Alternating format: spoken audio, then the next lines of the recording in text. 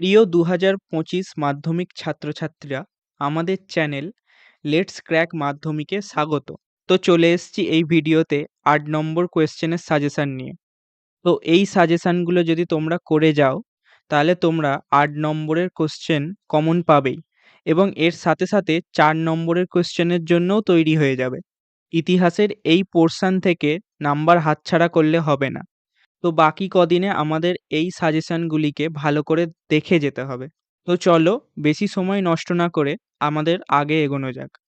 প্রথম প্রশ্নটি হলো, রবীন্দ্রনাথ ঠাকুরের শিক্ষাচিন্তা ও শান্তিনিকেতন ভাবনার সংক্ষিপ্ত পরিচয় দাও। ২ নম্বর প্রশ্ন, বাংলা ছাপাখানায় ব্যবসায়িক উদ্যোগ সমূহের একটি সংক্ষিপ্ত বিবরণ দাও, অথবা বাংলার ছাপাখানার বিকাশে উপেন্দ্রকিশোর রায়চৌধুরী ও উইলকিন্সের ভূমিকা মূল্যায়ন করো। ৩ নম্বর, বারদৌলি আন্দোলনের একটি সংক্ষিপ্ত বিবরণ দাও।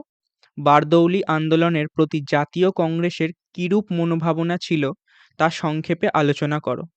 ৪ নম্বর, বিদ্যাসাগরের নেতৃত্বে বিধবা বিবাহ আন্দোলনের সংক্ষিপ্ত বিবরণ দাও। বিদ্যাসাগর কতটা সাফল্য অর্জন করেছিলেন। ৫ নম্বর, বাংলায় কারিগরি শিক্ষার বিকাশের সংক্ষিপ্ত বিবরণ দাও।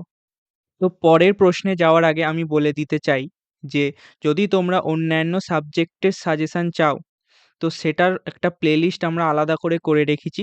তোমরা সেটা আমাদের চ্যানেলে গিয়ে দেখতে পারো।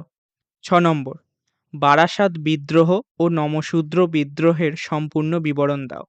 ৭ নম্বর, ১৯ শতকের বাংলায় পাশ্চাত্য শিক্ষার বিস্তারে রামমোহন রায়ের ভূমিকা মূল্যায়ন করো ও ১৯ শতকে নারী শিক্ষা বিস্তারে ড্রিঙ্ক ওয়াটার বেথুন কী ভূমিকা গ্রহণ করেছিলেন।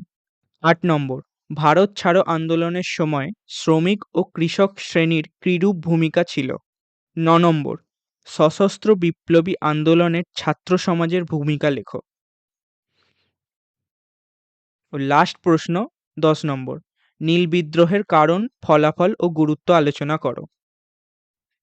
তো মাত্র এই কটি সাজেশনই যদি তোমরা ভালো করে দেখে যাও, তো তোমরা পরীক্ষায় গিয়ে ভালো স্কোর করতে পারবে এবং সাথে সাথে ৪ নম্বরেও কমন পাবে। তো তোমাদের যদি এই ভিডিওটি ভালো লাগে, তো তোমাদের আরও বন্ধুদের সাথে এই ভিডিওটিকে শেয়ার করবে এবং চ্যানেলটিকে মনে করে সাবস্ক্রাইব করবে। আর তোমাদের সাথে দেখা হচ্ছে নেক্সট ভিডিওতে।